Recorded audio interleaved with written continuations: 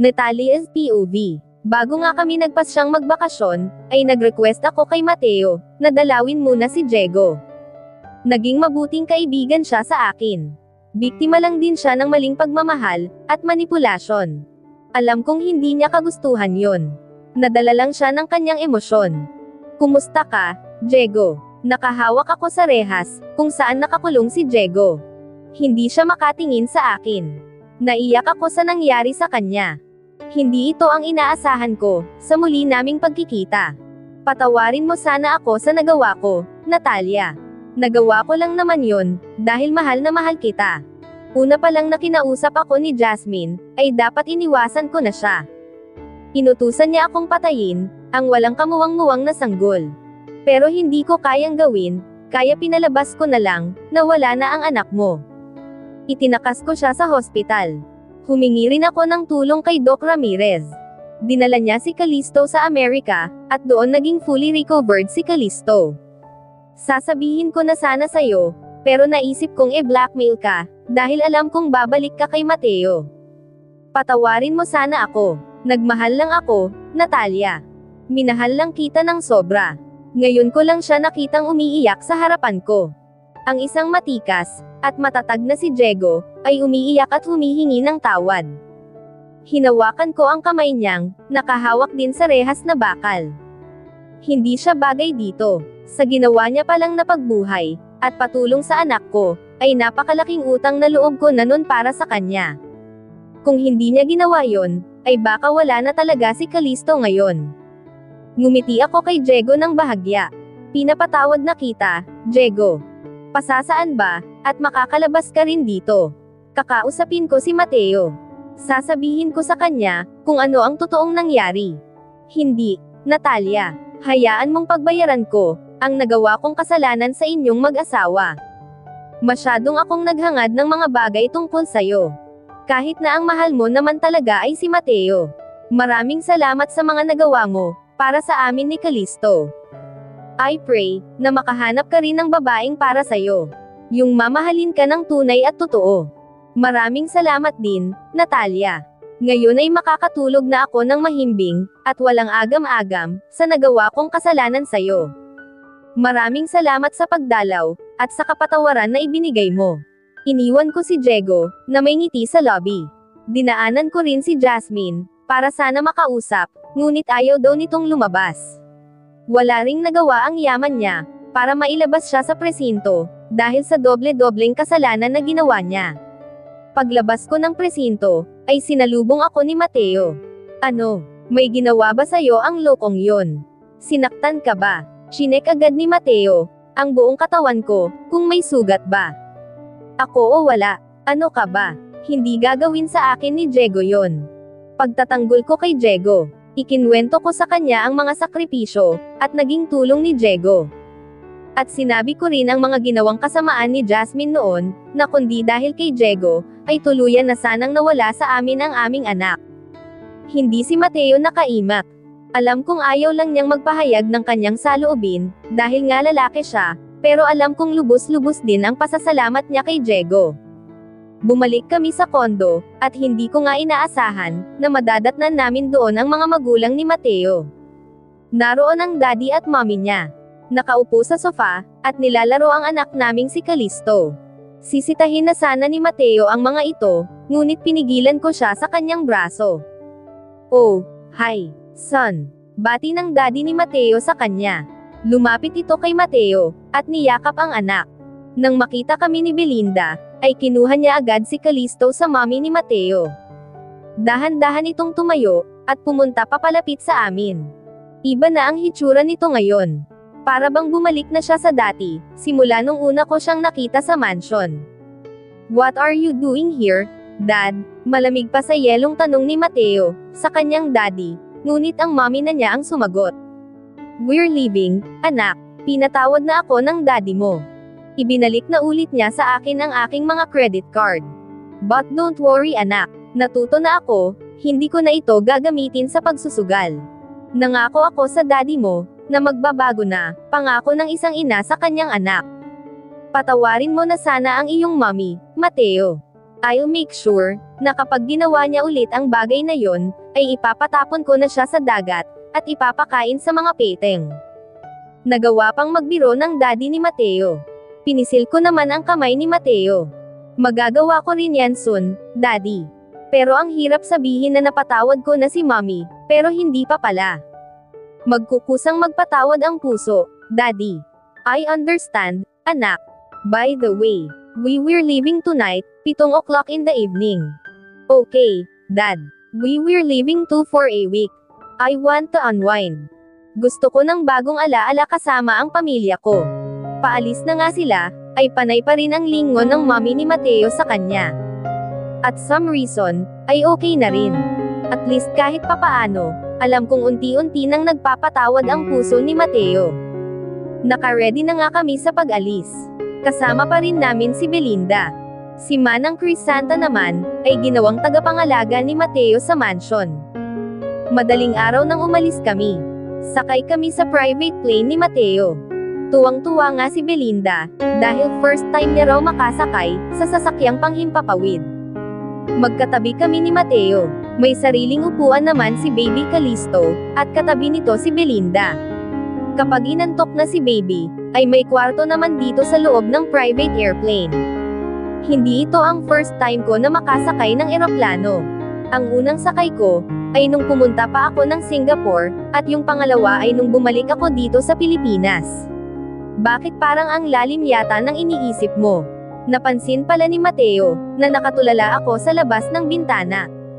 Wala, naalala ko lang nung nagpunta ako ng Singapore, ngumiti ako sa kanya, at humilig sa balikat niya. Naalala ko rin kung gaano ako kalungkot nun. Sus, kalimutan na natin yan, okay. Remember, kakalimutan natin ang mga malulungkot na pangyayari, at bubuo tayo ng maraming masasayang memories. Ngumisi si Mateo, at bumulong sa puno ng tainga ko. Iba ang gusto kong memories. Ha? Anong ibig mong sabihin? Nagtatakang tanong ko, habang nakakunot ang aking noo sa kanya. Muli si Mateo na bumulong sa puno ng tainga ko.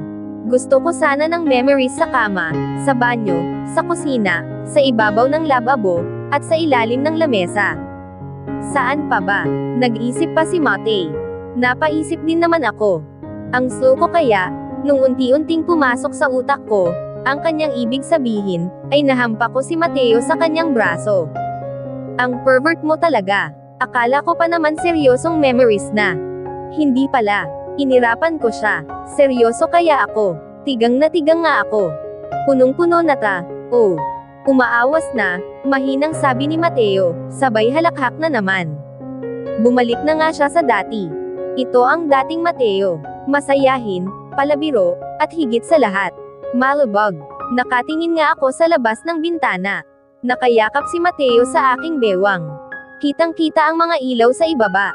Napakaliwanag, at napakagandang tingnan mula dito sa itaas. Babe, mahinang tawag ni Mateo sa akin, kaya napalingon ako sa kanya. Bakit? Nagugutom ka na ba? Oo gusto ko sanang kumain ng tilapia with probiotic sauce. Napakunot na naman ang noo ko. Ha? Meron ba nun? Oo, meron nun. Favorite ko nga yun. Meron naman pala, edi ipaluto mo na lang kay Chef Martin. Suhestyon ko, may kasama naman siyang tagaluto rito, kaya pwede niyang kainin ang lahat ng gusto niya. Hindi niya kasi kayang lutuin yon. Ikaw lang kasi ang meron nun dito. Aniya sabay kagatlabi. Napaisip na naman ako, sira ka talaga. Hoy, Mateo, umayos ka nang, humalukip-kap ako. Seryoso ako, babe. I want an experience here. Ayoko nga, tanggi ko, pero wala na akong nagawa, nang hilahin ako ni Mateo sa Cree. Ano ito? Lilibutin niya rin ba ang buong private airplane niya? Pagkapasok namin sa comfort room, ay inilock niya kaagad ang pinto niyon. Hindi na siya naghintay, na maubad ko ang damit na suot ko. Iniangat na lang niya iyon, hanggang sa itaas ng katawan ko. Isinandal niya ako sa likuran ng pintuan. Mateo, baka may makakita sa atin dito. Don't worry, nilagyan ko na yan ng, don't disturb. Pilyo ka talaga, I miss this. I really miss this doing with you, Natalia. He kissed me torridly, at sa loob ng CR, inangkin ako ni Mateo. Nakarating na nga kami sa aming destinasyon. Welcome to Samar Leyte. Tuwang-tuwa na sabi ni Belinda, dahil ito ang kanyang bayang Sinilangan. Dito rin nakatira ang mga magulang niya, kaya naman laking pasasalamat niya, dahil isinama namin siya rito. Sumakay kami ng papunta sa hotel and resort, na tutuluyan namin. Si Belinda ay may sariling biyahe, dahil uuwi muna siya sa pamilya niya. Hawak ko si Calisto. Katabi ko naman si Mateo, na kinakausap ang driver na sumando sa amin. Bago kasi kami pumunta rito, ay nagpabok na kami. Hindi kayo maniniwala, dahil nirentahan ni Mateo ang buong resort, at hotel sa lugar na pupuntahan namin, para daw masolo namin ang isang buong lugar. Maayos na ba ang lahat doon sa pupuntahan namin, Manong Rudy? Opo sir, malinis na malinis po, at naka-ready na po ang lahat ng mga staff. Pati po ang mga pagkain, ay naka-ready na. Kayo na lang po ang hinihintay, para ma-serve. Okay, good. Mahigit 1 oras din ang naging biyahe namin, bago nakarating sa resort. Nagtaka pa nga ako, nang kunin ni Mateo si Baby Calisto sa akin, at piringan niya ako ng itim na tela. Bakit? Anong meron? Baka madapa ako, Mateo, madadapa ka talaga, pero hindi sa lupa, kundi sa ibabaw ko. Pilyong sambit ni Mateo. Hay nako, ayan na naman siya sa kalokohan niya. Nakakarinig ako ng munting ingay, ngunit nang huminto kami, ay biglang naging tahimik na ulit ang paligid. Nagtataka nga ako, dahil baka pinagtatawanan nila ako. Paano ba naman itong si Mateo? Piniringan pa ako. Are you ready to take off your blindfold, babe? Malanding bulong sa akin ni Mateo. Ready na, babe. Ginaya ko ang tono ng pananalita niya, sabay kagat sa aking ibabang lobby. Lagot ka talaga sa akin mamaya. Gigil na sambit ni Mateo, kaya napatawa na naman ako. At heto na nga, unti-unti na niyang tinatanggal ang tali ng blindfold ko. Close your eyes, babe. Aniya, kaya kahit natanggal na ni Mateo ang blindfold ko, ay nananatili pa rin akong nakapikit. Now, open your eyes, babe, rinig kong go signal niya. Unti-unti ko ngang iminulat ang aking mga mata. At pagmulat ko, ay labis akong naseprese sa aking nakita, kasabay ng pagtulo ng aking luha. Hindi maayos ang naging kasal natin sa Maynila. Kaya dito na rin itutuloy, kasama ang mga mahal natin sa buhay, pati na rin ang mga taong mahahalaga sa atin. Sunod-sunod na ngang nagbagsakan ang aking luha. Hindi ko inaasahan ito, at wala talaga akong ideya, sa sepresang gagawin ni Mateo. A simple wedding on the beach. At hindi lang ito, naririto rin sina nanay at tatay. Pati na ang kanyang mommy at daddy. Narito rin si Rafael, at hindi ko inaasahan, na narito rin si Diego, na siyang may buhat kay Rafael. Tumakbo agad ako kina nanay at tatay. Niyakap ko sila ng mahigpit. Matagal na panahon, na hindi ko sila nakita. Akala ko ay iniwan na nila ako ng tuluyan, pero heto sila, at nahanap pala ni Mateo. Miss na miss ko po kayo, hindi ko napigilan ang pagtulo ng luha ko. Masaya ako, ngunit umiiyak naman ako. Miss na miss ka na rin namin, anak, niyakap ako ni nanay, ngunit si tatay, ay nakatingin lang sa akin. Alam ko, kung ano ang nararamdaman niya. Oo, nagalit ako sa kanya noon, pero wala nang puwang ang galit sa puso ko ngayon. Halika ka na dito, tay. Bago pa po ako magtampo, at tinuwanan na naman nila ako, feeling ko tuloy, ako ang clown nila ngayong umaga. Lumapit si tatay sa amin ni nanay. Niyakap niya ako, at humingi siya ng tawad sa akin. Ibinigay ko naman ng bukal sa puso, ang aking kapatawaran kay tatay. Lumapit na rin sa akin sina mommy at daddy. Walang katapusang paghingi ng tawad ang ginawa nila, bago nila ako yakapin din ng mahigpit. Pakiramdam ko nga, ay yuping-yupi na ako sa kakayakap nila sa akin. Yaya Natalia, si Rafael naman, na bumaba pa mula kay Diego, at patakbong lumapit sa akin, saka nagpabuhat. I miss you so much, Yaya. I miss you too, baby Rafael. Dalawa na kayong baby ko ngayon, wika ko kay Rafael, habang buhat ko siya. Inilapit ko siya kay Baby Calisto. Hinalikan niya naman ito sa noo. Hi baby, I am your Kuya Rafael. Hayaan mo, paglaki ko, ay aalagan kita ng mabuti. Napangiti naman ako, sa sinambit ng dati kong alaga. Lumapit naman sa akin si Diego, at kinuha si Rafael, dahil nabibigatan na raw ako. Yayakapin ko sana si Diego, pero hinaranggan naman ako ni Mateo. Okay na raw yung napatawad ko na si Diego. Seloso talaga nitong lalaking ito. Hindi makapaniwalang tiningnan ko si Mateo. Nginitian ko siya, pero nagtatanong ang mga mata ko. Deserve nila ang kapatawaran ko, Natalia. At deserve din nila na makasama, pinakamasayang araw sa buhay natin. I know. Alam ko rin na hindi bato ang puso mo. Nakahanda na ang lahat ng preparasyon. May pari na rin na naka-ready. Sinuotan lang nila ako ng belo, at sinimulan na nga ang ceremonies. Ikaw, Natalia, tinatanggap mo ba si Mateo Acosta, bilang kabiyak ng iyong puso, at kasama sa hirap at ginhawa? Opo, Father, pagkasagot ko nga, ay hinalikan agad ako ni Mateo sa aking noon. Mamaya na ang halik, may time tayo para dyan, biro pa ng pari sa amin, kaya nagtawanan ang mga nanonood. Ikaw naman, Mateo, tinatanggap mo ba si Natalia Madrigal, na maging kabiyak ng iyong puso, at makasama sa hirap man o sa ginhawa? Opo, Father. Nasundan pa ng mahabang seremonyas. Bawat isa nga ay nakikinig sa sermon, at pangaral ng pari sa amin. Hindi nawawala ang kaunting pagbibiro ng pari, lalo na sa mga gesture na ginagawa ni Mateo sa akin. Isinunod na nga ang palitang pagsusuot ng singsing, sa aming mga daliri. Sa totoo lang, ay mas feel ko ito, kaysa sa aming first wedding. Ramdam kong mas masaya ngayon si Mateo. Lagi siyang nakangiti, at panay pa ang halakhak. Halatang masayang masaya siya, sa araw na ito. Sa haba nga ng seremonyas, ay nakarating din kami sa dulo, at ito na nga ang hinihintay ng lahat. You may now, kiss the bride. At hindi na nga nagpatumpik-tampok pa si Mateo. He bend me, and kiss me on my lips. Mateo's POV. Babe, ilang rounds ang kaya mo ngayong gabi?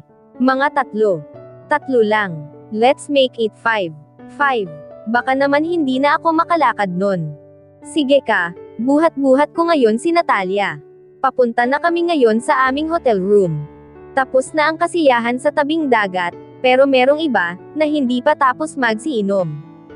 Hindi na namin sila hinintay na matapos, dahil hindi na rin ako makapaghihintay, na maangkin ang aking asawa.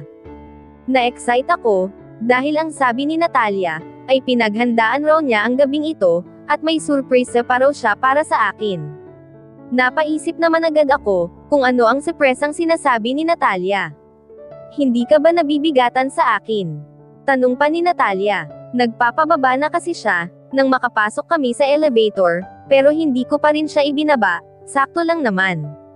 Kaya pa naman kitang buhatin, baliwalang sabi ko pa. Hindi ba ako mabigat?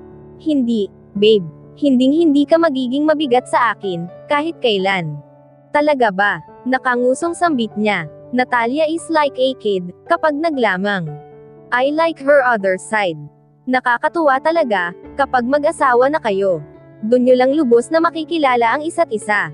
Bumukas na nga ang elevator. Naglakad na ako papunta sa aming hotel room. Ewan ko ba, nag-enjoy akong buhat-buhat ko lang si Natalia. Nahanap ko na ang pinakamalaking room nitong hotel, at nang makapasok kami, ay saka ko lang ibinaba itong si Natalia. Batid kong humahanga siya. Buong paligid ay sinuri niya ng kanyang paningin. It feels like I'm in a fairy tale. Napangiti ako, at nagustuhan ni Natalia ang malaking room na ito. Mateo, I'll just take a bath first, nakangiting sambit ni Natalia. Tumanggo naman ako sa kanya, at sinundan ko ang paglalakad niya, hanggang makarating siya ng banyo. At napanganga ako, nang basta niya lang hinubad, ang suot niyang damit, bago pa siya tuluyan na makapasok sa loob nun. Dapat di ko na lang siya pinaligo. Pwede kayang pumasok, na lang ako sa banyo. Pero may surprise kasi si Natalia sa akin. Baka mapurnada pa. Tila ba sabik na sabik ako sa paglabas niya. Nakahanda na itong silid. May mga bulaklak na rin sa paligid. May petals na nakalagay sa ibabaw ng kama. Ipinasadya ko talaga ito, para sa honeymoon naming dalawa. Habang naghihintay sa paglabas ni Natalia, ay nauna na akong humiga sa kama. At maya-maya nga, ay may narinig akong tugtog. Nagtaka pa ako, kung saan nanggagaling. Napatayo ako. Mula pala yun sa speaker sa loob ng hotel. Ano ito? Wala naman akong sinabing magpatugtog sila. At natigilan ako, nang makita kong lumabas na si Natalia, na nakalingiri ng kulay pula. Naging sunod-sunod ang paglunok ko. Pakiramdam ko ay uhaw na uhaw ako. Unti-unti nang gumalaw ang kanyang balakang, at ngayon ko lang din nalaman, kung gaano kalambot ang kanyang katawan, pagdating sa pagsayaw. Bagay na bagay sa kanya ang kanyang suot. Pero gusto ko ay sa akin lang, at ako lang ang makakakita, sa napakagandang katawan niya. Lalapitan ko sana si Natalia, at sasalubungin, pero itinuon niya ang kanyang hintuturo, sa aking dibdib at sinayawan ako patalikod. Wala pang ginagawa si Natalia, pero galit na itong alaga ko, at alam kong nararamdaman na ito ni Natalia, mula sa kanyang likuran. Napapapikit ako, at napapatingala. Hindi ko inaasahan, na ito ang surpresang sinasabi ni Natalia. Sa pag-indayog pa lang ng balakang niya, ay nag-iinit na agad ang buong katawan ko. Humarap na siya sa akin, at hinaplos niya ang katawan ko, pababa sa aking boxer shorts. Lumuhad siya. Gagawin niya ba? Marunong na ba siya? Pakiramdam ko, ay ibang Natalia ang nasa harap ko ngayon. The seductive Natalia, at inangkin ko ang aking asawa. Talagang pinaghandaan ni Natalia, ang gabing ito. Hindi niya ako tinigilan, hanggang sabay naming narating ang pangalawang kasukdulan. Hindi namin natupad ang 5 rounds dahil 2 rounds pa lang, ay naubos na ang lakas naming pareho, at sabay na kaming nakatulog, dahil sa sobrang pagod. 10 years later, Mommy, si Kuya Callisto, inaasar ako. Sumbong ni Charlan, sa kanyang mommy na si Natalia, pero si Lola Soledad, ang nagsalita, at nagsaway sa kanyang mga apo sa tuhod. Callisto, apo, tigilan mo na ang pang-asar kay Charlan. Gusto mo bang palagi siyang nakikitang umiiyak? Malumanay na sambit ni Lola Soledad. Napatungo naman si Callisto sa kanyang lola. Hindi po. Natutuwa lang po ako sa kanya. Sorry po, Lola Soledad. Hindyang paumanhin naman ni Callisto, sa kanyang lola, na ikinangiti ni Natalia. Sa isip-isip niya, ay marunong nang humingi ng paumanhin ang kanyang anak. Siya, sige na, mag-sorry ka na kay Charlan. At tandaan mo, dapat hindi pinapaiyak ang mga babae, okay ba apo? Malambing na sabi ni Lola Soledad kay Callisto. Opo, Lola. Napangiti na rin si Lola Soledad sa apo. Binalingan naman ni Lola si Charlan.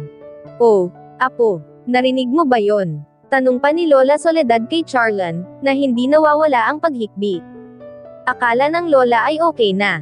Humarap pa si Callisto kay Charlan, para himangi ng tawad. Sorry, Charlan. Hindi ko na uulitin ngayon. Bukas na lang ulit. Aniya kay Charlan, na panay ang nakakaasar na tawa, sabay takbo palalayo. Napailing na lang tuloy si Lola Soledad, at si Natalia, sa kapilyuhan ng anak. It's okay, Charlan. Sasabihan na lang ulit ni Lola si Kuya Callisto, okay. Okay, Lola. Aniya ni Charlan, at kumalong na sa lola niya. Siguro ganyan din si Mateo nung bata pa, ano po? Lola Soledad. Wika ni Natalia. Bakit nadamay na naman ako riyan, asawa ko? Aba, ang bait ko kaya nung bata pa ako. Hindi nga ako makabasag pinggan. Si Mateo habang nagkakape, at may hawak pang dyaryo. Ano kamo, iho? Hindi ka makabasag pinggan. Halos lahat nga ng pinggan ng mommy mo, ay laging nababasag, dahil sa kapilyuhan mo rin nung kabataan mo. Pagbuko sa kanya ni Lola Soledad. Natawa tuloy si Natalia, dahil walang magawa si Mateo, sa kanila ni Lola Soledad. Napakamot na lang tuloy si Mateo sa kanyang ulo. Dito na sa Pilipinas maninirahan si Lola Soledad. She wants to spend her life, kasama ang mga mahal niya sa buhay, dahil matanda na rin ito. Natuwa nga si Mateo at Natalia, nang sabihin nitong dito na siya sa Pinas for good. At ang mga naiwan niya sa Singapore, ay ipinamana niya sa maid niyang si Flor. Pero sinabi niyang si Flor na rin ang bahala, sa kanyang mga charity doon, dahil gusto niyang ipagpatuloy ang kanyang nakagawiyang gawain sa Singapore. And Charlan is an adopted child naman. Hindi na muling nagkaanak si Natalia, at dahil sa kagustuhan niyang magkaanak ng babae, ay nag-ampon na lang sila ni Mateo, ng isang napakagandang batang babae. Maputi, At makinis na akala mo, ay isang balat ng labanos ang kulay ng balat nito. Palaging inaasar ni Callisto si Charlan, kaya naman palagi itong tumatakbo, at nagsusumbong sa kinikilalang mommy niya, pero laging to the rescue ang Lola Soledad nila. Callisto is 10 years old now. Bata pa lang, ay kitang-kita na ang kagwapuhan nito. Nakuha niya ang makapal na pilik mata ng kanyang ama, pati na rin ang matangos na ilong ni Mateo.